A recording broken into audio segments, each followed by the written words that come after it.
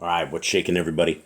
How are you doing? It is midweek on the Gregorian calendar as we are heading into the last part of this week, and I hope you guys are doing well. Hope you guys are blessed. Hope you guys are shouting out the kingdom. I hope you guys are reading your scriptures. Hope you guys are keeping Elohim close. And, you know, I was reading Revelation 13 this morning, the beginning of 13, and it talks about the beast having this mortal wound, and he was healed, and everybody was in awe of the event. And all I could think about was the time when the American people, I guess the world, got hoaxed, where Mr. Donald J. Faked a shot to the ear, jumped behind the podium, dropped a little bit of moulage on, jumps up and shouts greatness for America.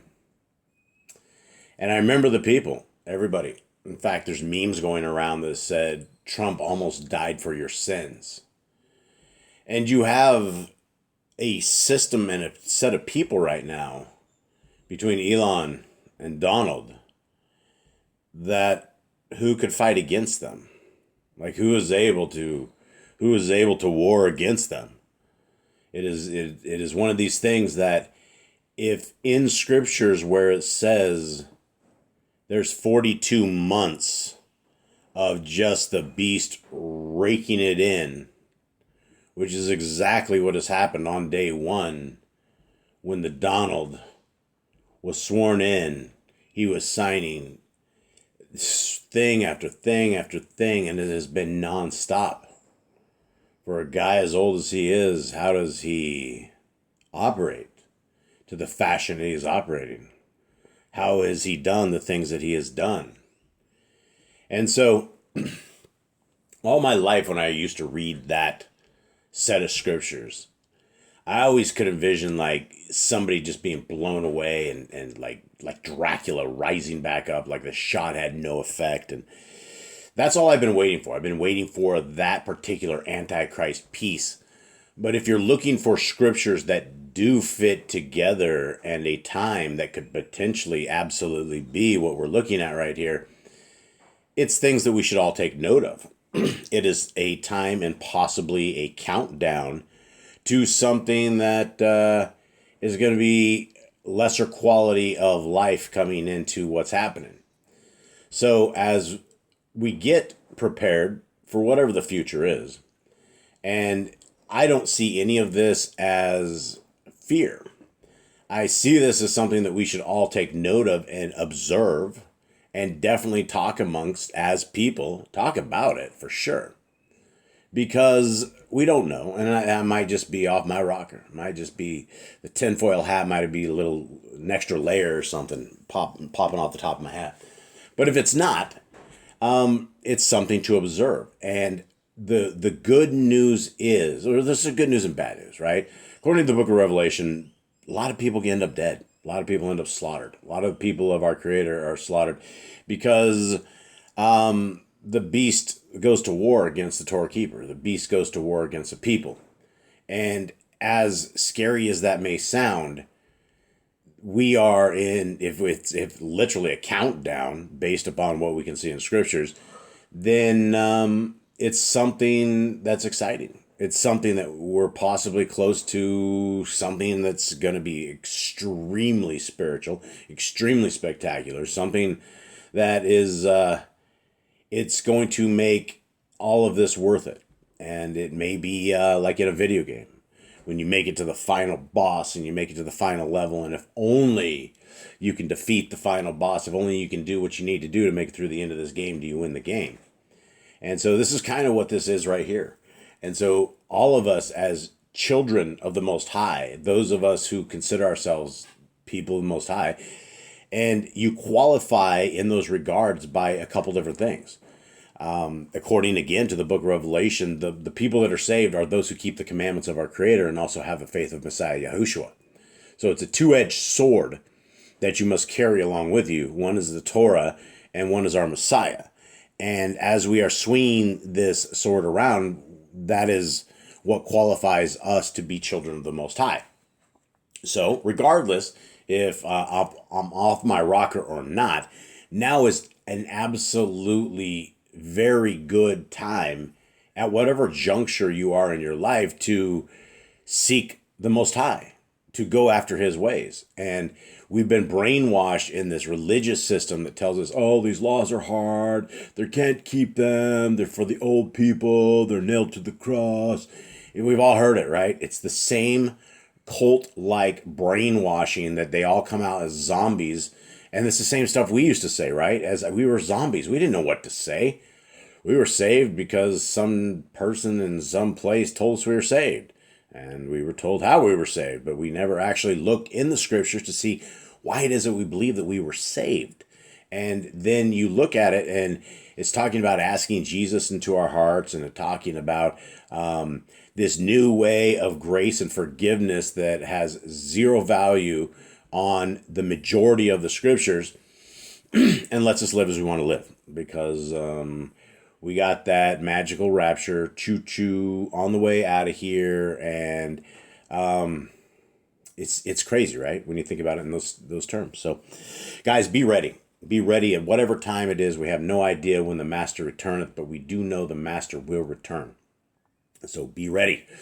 How do you be ready? Read your word. Okay, what you're looking at right before you is Yah Scriptures. It is the greatest English translation you will find.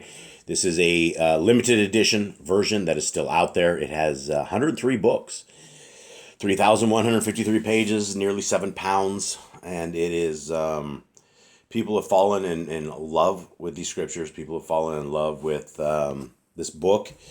And any scriptures of our Creator is absolutely good as long as you get to the bottom line. And the bottom line is always that there is a covenant path that has been given to us by our Creator, and he will not neglect us. He will not forfeit us, and he will not forsake us. So all these devilish ghouls do all their darkness and all their goat god, Satanist worshiping, Saturn loving madness, we have one Elohim. We have a creator of the universe who we value with all that we have, and we will show our value of life and everything by our obedience. Obedience is love. If you love something, you will do what they tell you to do. It's called obedience. And the laws of our Creator are a beautiful, spectacular thing that all of us should consider. Okay. We are getting into the book of the Nazarene, book of Khalidi. This is the last book in Yah Scriptures. And we would go through what we're looking at right here is we are looking at when our Messiah was walking amongst his people, what does he answer to them? And so for those that have been going through this particular series, we know how our Messiah is talking, how he's responding, what his actions are. And I guess my goal when I'm reading through this is that I learn how my Messiah thinks and operates as I try to very much, I can't even say fine tune my life, because when I read this book, I realize that I have a lot of burrs, lot more than simple fine tuning. It's like I need a bigger grinding wheel to deal with a lot of the understanding that I'm dealing with myself based upon these readings. So here we are, 1624. A disciple, a Talmud, asked, "How long must men be subject to death?" Yahushua replied, "So long as women bear children." Another asked, "What is the food of the Ruach?"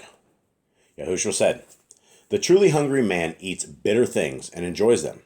Even so does the hungry Ruach thrive on the bitterness of the world. The body is not nourished by bitterness and therefore enjoys food supplied by every healthful plant.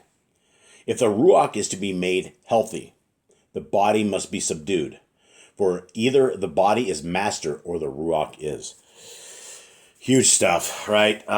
These are these things that it's like, as I'm sitting here talking about this, it's like, wow, there's a lot of things that I need to deal with, right? There's a lot of things that all of us have done to neglect our temples. And we know that our bodies are the temple of our Creator. And for Him to exist inside of us, it takes a lot of things. It takes a clean heart, a spirit, a humbleness. We need to. It's getting rid of all the evil and the leaven in our lives that is counterproductive to the work of the kingdom. And the work of the kingdom is to take the words of the Torah and to shine that light onto all those who are willing to come to the light. And those who are willing to come to the light will see the light. They'll hear the Torah and it'll tickle their ears, and they'll take that breath, their very first breath, outside of the matrix. And the matrix is this fake world that has been pulled over all of our eyes, all of our systems, the religious system, the government system, all of these things that we were just born into. That's what it is. And when you look at what the reality is versus what the matrix says, the reality is that all of Scriptures is to be understood, to be listened to be walked on, to be walked with, to have it embrace our life. It should be the shoes that therefore we walk on. It should be before the frontlets, before our eyes. It is our arms and legs. We do not make decisions without the consent of the Torah. We don't have to know what right from wrong is because we have the Torah. That's why it is so imperative that we have the Torah as part of our life, not as a religious system, not as like something, but as I want to stay alive. I want to keep my family alive. I want to serve the Creator of the universe as He wishes me to serve Him. That includes keeping His Shabbats, keeping His appointed times, keeping all of the things that He has asked us to keep, and His commandments. And we don't have Levitical priests, so we don't have all of that side of the house, but we do have 150-ish commands. And there's, you can add in like 15, 20 here more for the hygiene laws because we grouped a lot of those together. But there's commands that we keep today. There's things that will keep us healthy. Unclean food is absolutely one of them, right? If you eat unclean food, you have a greater chance of dying early. Your body has to fight off stuff that it shouldn't have to fight off. People don't understand this. People are so childish in their minds that they think it is a curse of our Creator not to be able to eat that filthy swine, not to be able to eat that pus pocket, hormone-ridden shrimp. You could toss a pile of shrimp into a contaminated bucket of just undrinkable water and leave them there for a few weeks. And by the time that is done, that water is clear and it is something you could actually drink. And all of those shrimp are completely okay.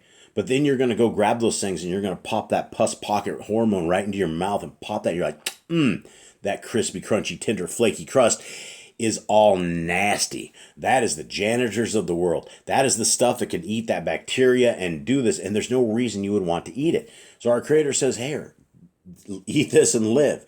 Do this and you'll live better. And everything in the Scriptures, everything in the Torah is very good advice.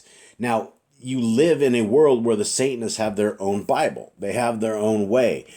When you read the stuff of Anton LaVey, when you read the stuff of all of these Satanists and these Freemasons and all these horrible people, they all have doctrine that is weird, wicked, and evil. Aleister Crowley was one of the most evil dudes ever to live. He was always killing off kids. He was always doing demonic stuff, opening portals. He and Jack Parsons, these guys were just very, very evil people. When you read their doctrine, it's jacked up. It's iffy. It is, whoa, what are we doing here, right? Bloodletting, spiritual stuff, chants, incantations, spiritual control, all of these things that are, when you read it, it's very bad advice. And when you read the Torah of our Creator, you look at that and we have advice not to deal with this. In fact, if we ever met a witch or a Satanist, if we were walking in a Torah land, we'd all pick up rocks and look at that thing and like chuck rocks, kill it, and then go bury it before night. That's exactly what we would do. Same for all these other crimes. These same people that I'm fighting for that have spent 25 years on death row for probably things they didn't commit. This isn't Torah based, right? At the behest of several witnesses, most of these guys that really truly killed people would be killed. And if we lived in a Torah-based community where you literally, if you came up as a witness, you were going to get a man killed, then it would be a different story than it is now, where they arrest you and they stick you in this thing. And, it's just insane. So, guys, the Torah of our Creator is amazing. And so when we eat the Torah that is supplied by us, the meat and the potatoes, and we have the understanding of the Torah, then our Messiah becomes very, very clear. His role becomes clear as our salvation, as our priest, as our advisor, as our counselor, as our the Prince of Peace. This is who our Messiah is. Very much qualified based upon his actions, based upon his deeds, based upon his walk of the Torah, as he tells us, if you love me, keep my commands. And then the Christians like, oh, we keep his commands. We keep the two commands. They say there's two commands because like, oh, it's the greatest command, and which is to love God with all your heart and to love your neighbor as yourself. And I do that. And it's the question is, if you love something with truly all of your heart, mind, and soul, and that is the greatest of all commandments, but yet you neglect what they say, don't care about what they say, have no idea what they actually say, then you're a liar. You're a filthy liar, and you will be exposed on Judgment Day, and your crimes of ignorance will absolutely be exposed. Continuing on. 28. One of the women, Salome, who had accompanied the Talmudim, asked Yahushua, is it within the Torah for a man to marry and yet not lie with his wife? So we have some marriage issues. And so these are things that none of us are qualified to actually even speak on, which is why it's interesting to hear what our Messiah has to say. 29. Yahushua answered, it is never right to live falsely or to dishonor a pledge. Always let whatever be done accord with the intention declared. Salome said, Adonai, when will the rule of Elohim come? Let's talk real quick about the last thing before we break into this. So, this is a specific question to a man that was not working the marriage bed with his wife. I guess that's the closest diplomatic way I could say that. And there was some kind of some sort of problem within this. The woman's not happy. Right? Like, this isn't cool. What's happening here? And Messiah's answer is never right to live falsely or dishonor a pledge. And, inside of a pledge, you're to love your wife and take care of her and, all the stuff inside of a marriage system. And it needs to be done according to that honor and pledge. And so it's kind of a slap against the face of Salome's husband. He needs to help out Salome, take care of Salome. Now, 30. Salome said, Adonai, when will the rule of Elohim come? Yahushua replied, when women place greater value on the treasures they hold, for men will strive harder for gold than for brass. When man and women cease to pander to the flesh and become truly one in Ruach, for of this I assure you, unless man and woman exalt the Ruach above the flesh, they will not know the life of glory. Lots of stuff here.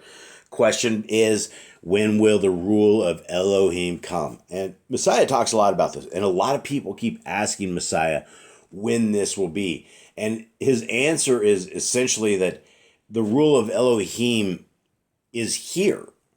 If we embrace it, if we embrace the Torah life, we have the governing side of the rule of Elohim amongst us. So that is the system that we all need to bring together and that we all need to be keeping right now as we work into the world that is to come. And according to scriptures, the world to come is going to be a world based 100% on Torah. It's 100% based upon the way of Elohim. And so it's interesting that Messiah talks about man and woman in this particular piece. Because Messiah says when women place greater value on the treasures they hold, for men will strive harder for gold than for brass. And that is absolutely true, right? Brass compared to gold is zero, zilch. Nobody would strive. They wouldn't give it a second thought. But when man and woman cease to pander to the flesh and become truly one in Ruach, this is inside of a marriage system, right? And to become truly one spirit in Ruach, then that marriage system has to work inside of the Torah.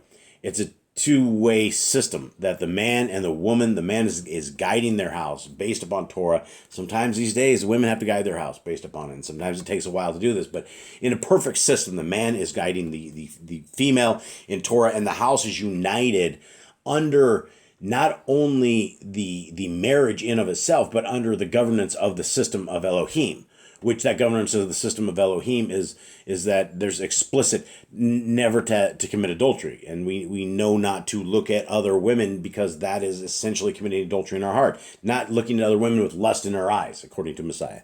And so it's one of these things that when we are under the strength of the Torah as a system, and as something that both the man and the female agree to, that yes, this is good, this is how we want to live our life, this is how we want to obey, it's a good system, then you're running the system in one ruach, in one spirit. So that's essentially it, right? We need to bring the rule of Elohim amongst us first by delivering it to ourselves, delivering it, the Torah, delivering the Torah to our families, to our children, to those who will listen, anybody. It's a living, breathing thing that must be shouted from the housetops. 32. All right, we're doing good. We're still doing it. Another woman asked, who then shall know eternal Kai? Okay, great question, right? Who then will know eternal life? Yahushua said, all will have eternal life. And when you think about that, that's pretty hardcore. But not all will know it, while many will be found in a place of sorrow. That's hardcore, right? That's what we want to avoid, is eternal life of sorrow, right? It can absolutely be worse than the paradise we are on right now. And a lot of times in life, we're like, oh, this sucks. And a lot of times it can't be worse than this. It can be worse than this. I promise you, whatever the system is that comes after this, number one, it's what's the word? It's beyond a lifetime, right? It's the life existence of being rejected, not only by the Creator's Son, but also by the Creator, and put amongst those in the same place. People that had zero value and thankfulness and loyalty back to our Creator, who's delivered everything to us. Right? And so that it's going to be a doomsday place. Whether or not we're burning and singeing and hot all the time and terrible stuff, I don't know. But it's going to be a horrible place that's not going to be great. That it's just not great. Continuing on, well, I mean, I guess that's a huge thing, right? That a lot of people won't make this, and this is the same thing that Scripture says, especially in the book of Matthew, where it says most don't make the kingdom. Most do not make that path. The path, they fall off the path into a wide cavern, a darkness, and the distractions of life take everybody away. Remember the seeds. Remember how Messiah talks about the seeds, and some fall in the dirt, and some of the sun comes and burns up, and some that take root. And those are the ones that hear the word and do the word, and the distractions of the world don't take them out. But that's what we have to understand is, the closer that we get to Scriptures and the closer we get to our Creator, the harder that Hasatan is going to come with the distractions. So we have to realize that this is a battle. This is not just a simple devotion to our Creator. It is aligning ourselves with the right side of the winning team. Continuing on. 34. She said, no woman can make a man good. And Yahushua replied, any woman can make a man better. Okay, huge deal. Huge thing. And absolutely, without a shadow of a doubt, a good woman can make a better man. It can make a dude turn around. There's a lot to be said. And women have a incredible amount of power over the man. We were all created this way, right? It was meant to have this give and pull, non-dominant kind of style of system. And after the fall of Adam and Eve, the system was that man had dominion over the woman. And so in a perfect relationship, in a Torah-based family, then it would be a great man leading the family in a Torah-based way. And that would be what you would want. But sometimes we get unequally yoked, right? And sometimes we get into these things. And as women out there, I would encourage all of you all not to give up on your men, not to throw them away. I get it. I get it. Men can be very, very thick-headed. We can just not get it when it comes to the thinking of women. We sometimes just can't put these things together.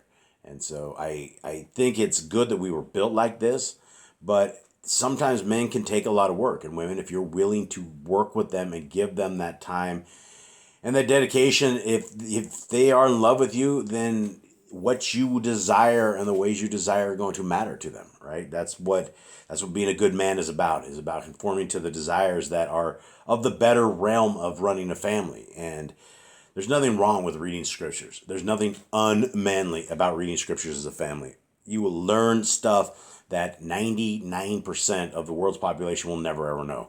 Basics of Bible stories, basics of Torah, the great understanding of the stuff that we're supposed to really have on our heart, mind, and soul. And when you read that as a family, that makes you an alpha male, right? It totally makes you an alpha male, and it makes you guys an alpha family for doing such a thing. And so I agree with Messiah. Any woman can make a man better. I totally agree with that. So guys, women, give us a chance. Guys, love your women. Take care of them. Respect them. Cherish them. Guys, it's important. And it's a work. It is something that it takes time, and it definitely takes work. Keep your eyes on the side of the grass. Don't bob your head over to that Monsanto-ridden other side of the green grass. It looks better, because it'll just kill you off. Okay, here we are, 36. When they came to a place of rest, Philippo said, Adonai, teach us to understand our Father in the Shamaim. And if we know his nature, it will suffice. So there's a big thing, right? Absolutely great question. You have the Son of the Most High standing in front of you, and an excellent, most amazing question. Help us understand our Father in the Shamaim. What's his nature? Okay, and before I even go into this, and I haven't even read this at all, but I have talked to people before, and one of the best, most important reasons to read the Torah and to understand the Torah intimately, Genesis to Deuteronomy, Genesis to Deuteronomy, Genesis to Deuteronomy, is that we understand what the nature of our Creator is, because we get observations and examples of how people biffed it, how people were supposed to operate, or how people did operate, how things, when they were good, how they operated, when things were bad, what made them not operate right. And all of the bad things that happen in scriptures ended up happening to an unfaithful people. A people that got so enamored with the world that they were in around them, they forgot that their Elohim was literally in their midst. And this is something that is astounding. And I think I'm glad I wasn't back in those days, because a lot of people failed that test. I would hope that this would be obvious, and that it would be in just such an incredible thing to see our Creator amongst us in such a way. But maybe I would have been, cold-hearted and stone-hearted as these guys from back in our day, our forefathers and foremothers. I don't know. Hard to tell, right? Testing is always around us, so we got to just make sure we make it through our tests. And the tests of this time are always the tests of this time, right?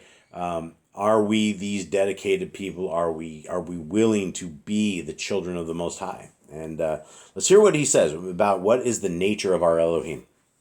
37, Yahushua answered, I have been with you some time, but still many of you do not understand. I do not speak of myself, but as the mouthpiece of the Father. Can the nature of the Father be much different from that of his bens? Big stuff, right? Number one, this is another Trinity breaking verse. There's so many of them, right? The entire scriptures, from the beginning of scriptures, even early on, when our Creator says he is one, our Creator says it in Deuteronomy with his own words, I am one. Now, if he's two, and he's actually two instead of one, that makes him a liar. That would mean he broke the own set of words that he set before us. So in biblical hermeneutics, or the principle of biblical hermeneutics, the principles are that the very first thing that is set in scriptures is the precedent for the rest of it. You can't go further into scriptures and say that our Creator is three people when our Creator says he is one. He never ever says that. And so right here, our Messiah very clearly says that he is coming in the way of his Father. I am coming under the instruction of my dad. He's not doing this by his own nature. He doesn't want to be the sacrifice for this. I am sure when he got the news from his pops that he was having to deal with the humans because the humans had botched this and the fallen had taken over and humanity was destroyed, and the only way that this was ever going to be saved is when his son went down there, and this was the process. This is what he's going to have to do, and he's got to walk this Torah perfectly. He's like, Yahushua, I need you to walk this Torah perfectly, and I need you to save these people. If not, they have destroyed themselves, and I've been prophesying of your existence from the very beginning that you were going to come to save the people. Now I need you to do this, right? He didn't want to do this, but right here he says he's the mouthpiece of the Father, right? He didn't say he's the Father. He's the mouthpiece. The Trinitarians would take this and just run. Oh, he's the mouthpiece of the Father. That means he and the Father are one. That doesn't say that. But what he is saying is that can the nature of the Father be much different than that of the sons? Well, we see the Son walking amongst us. We see he's peaceful. We see he's humble. We see he has extremely wise, out of this world advice. We see that he is able to conquer hunger by fasting. He is able, and he did not submit to the hands of Hasatan and everybody messing with him during this time. We know that he took on the challenges of humanity. And so we also know that he was kind, he was gentle, he was a attorney of doom. Like, you did not want to challenge this guy. You did not want to articulate with him. All of these high rolling dudes that were the bookworms, the only guys that could read and had the books at their disposal. He beat them all up. This guy, he did some Torah kung fu, and he just completely owned every single one of these guys. This is our boss. This is the boss, right? He was sent from the big boss, Dad, Elohim, Most High. That's Pops. That's the creator of the universe. That is our most beautiful, most exciting, most craziest engineer guy that could ever put this together for us. And then he gave us his kid, and his kid is amazing. And so we know, based upon what his kid just said right here, that the dad is simply amazing. That if the son was healing on the Sabbath day and that things of this nature were very, very important to him, and that healing is a big thing of his, it's all good. This is the kind of Elohim that we want. And if we need the answer of what does our Elohim look like, our Elohim is the example of his son. It's the example of who came and showed us and did it. And we have the scriptures. And we know that he loves the children. We know that he loves the lepers. We know that he loves the broken. That when people try to judge people caught in adultery outside of the Torah, he comes to their aid. He beats up everybody who's coming and trying to pervert the Torah. So, guys, this is an incredible example of who our Creator is. We're already into this. I don't want to start again on this tomorrow. Let's see. Okay, here we go. Let's do 38. Whoops, let's not. Let's go 38 right here, because this ties in everything we're doing right here. Okay, I teach you about Yahuwah the Father, for you have to carry my words to others, and spoken thus, they will understand. Okay, huge thing, right?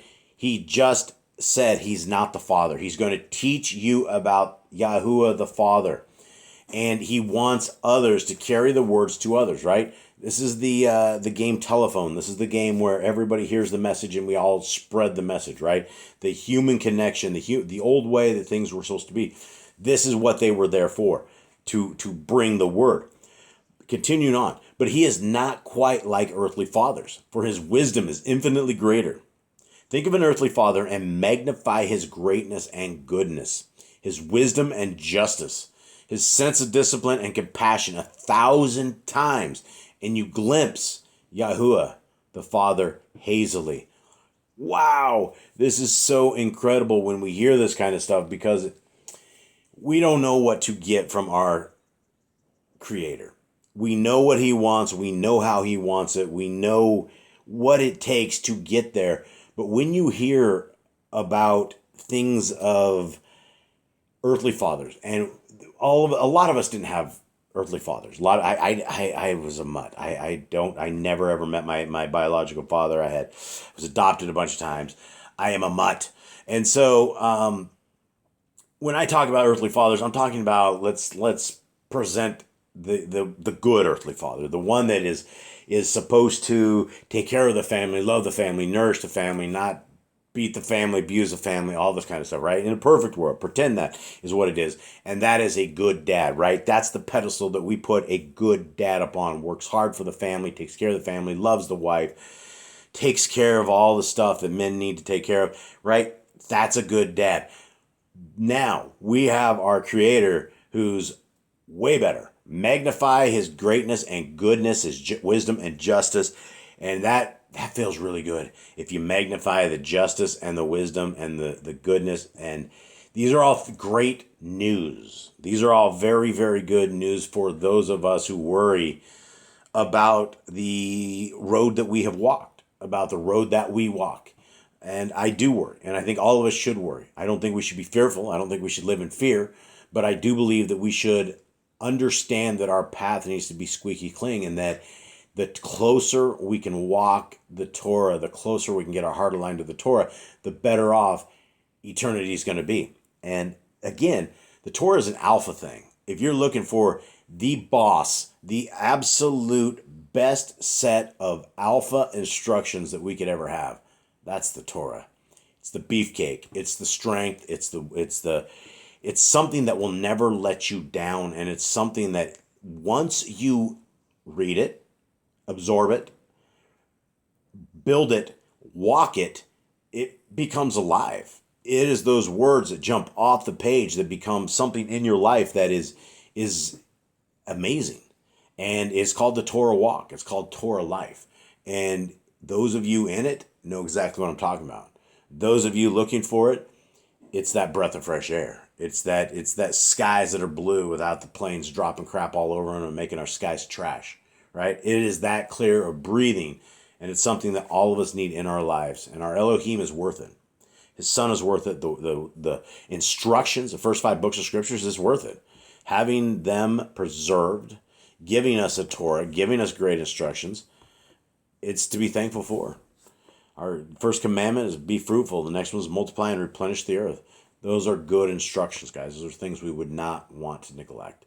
So, guys, with that, I hope you have a good day. I hope you guys have a good week. Much love to y'all. I'm out.